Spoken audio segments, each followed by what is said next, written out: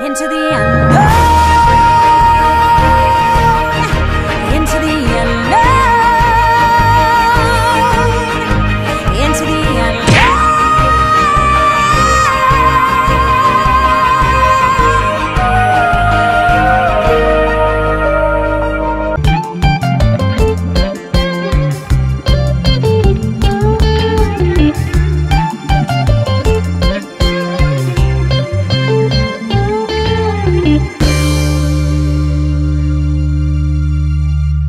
How's it going, guys? Welcome back to another episode of Luke's Reviews, and on today's video I will be reviewing Frozen 2, probably one of the most anticipated movies, not necessarily from me, but just for the masses, of 2019. It's the sequel, obviously, to the 2013 blockbuster destroyer that was Frozen, and pretty much became one of the biggest Disney films of all time. So for Frozen 2, the whole gang are back together. Anna, Elsa, Kristoff, Olaf and Sven are all enjoying life in Arendelle.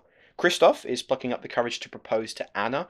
Olaf is growing older and beginning to question a lot of things. Elsa, however, is hearing a strange call from the distance that may or may not relate to an enchanted forest, providing clues for the source of Elsa's powers. The first Frozen, in my eyes, was a really great, solid Disney film. It was nothing game-changing, at least in my personal opinion, but it was entertaining.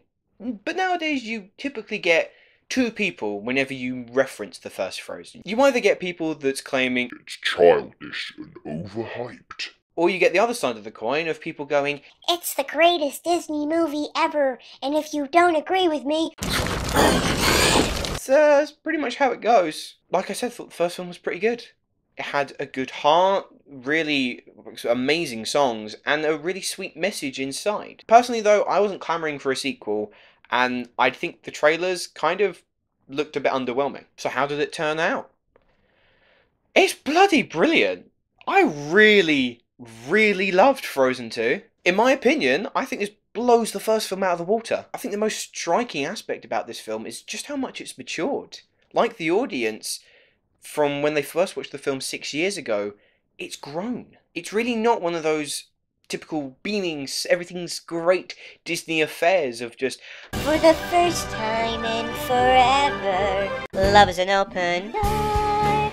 Let it go, let it go. I wouldn't say it's darker, but it does take itself a little more seriously and takes a hell of a lot of risks, both in terms of storytelling and animation styles. The generic good versus evil story is not here. Instead, we get, and as strange as this may sound, a very peaceful film. It's a story about embracing and accepting change rather than hiding in fear because of it. And another thing I loved is that the screenwriters took the fantasy essence that was there in the first movie and really expand upon it. We get elemental spirits, enchanted forests, hidden tribes, all of these wonderful creations, and the way in which they're presented in Frozen 2.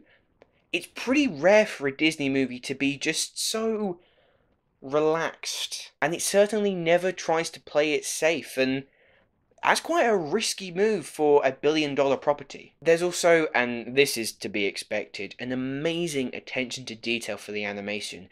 This is a gorgeous film. In fact, whilst watching this film and looking at the animation used and the creativity within the story, I'm not going to lie, I got Studio Ghibli vibes, which is a pretty damn good compliment to give. But fans of the original will still have a lot of fun with this. The character interactions, vibes, dynamics, they're all just as strong as you remember them. Kristoff even gets his own arc, which was really entertaining, even though he does disappear for the majority of the second act.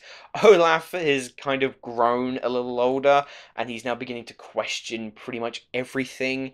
And Anna and Elsa's relationship, their sisterhood, that was the crux of the first movie, is perhaps even stronger in this film, and it really is just so good to see how much of a tight-knit unit they are. Seeing them go both on a literal and figurative journey, it just becomes the beating heart of this movie. And as to be expected, we get a whole slew of new songs that, if you're a parent, your kid will be singing for years on end. And probably you too, don't lie.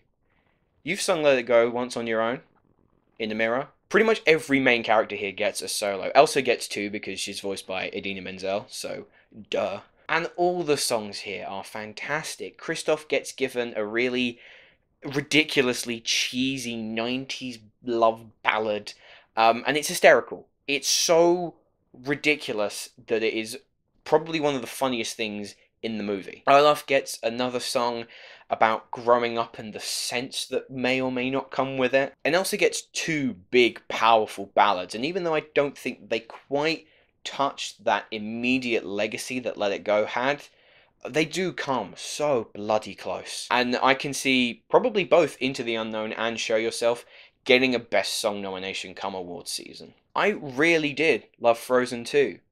I went in with moderate expectations and was bowled over by just how much this series had grown up. The character dynamics are exactly how you remember them. The story blends fantasy and wonder, yet still providing you with that warm embrace of Disney magic.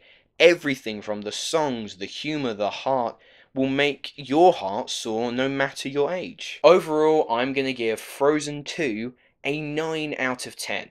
Anyway guys, those were my thoughts on Frozen 2. Let me know what you thought of the film down in the comments below. Also, my question to you, and this is a pretty big one, so take your time. What is your favourite Disney song? And we're heading into the final week of No Shave November, or Neck Bid November, I might as well just call it. As always, there will be a link in the description if you would like to donate to the cause. Thank you very much. Thanks for watching! Let me know what you thought of this film down in the comments below.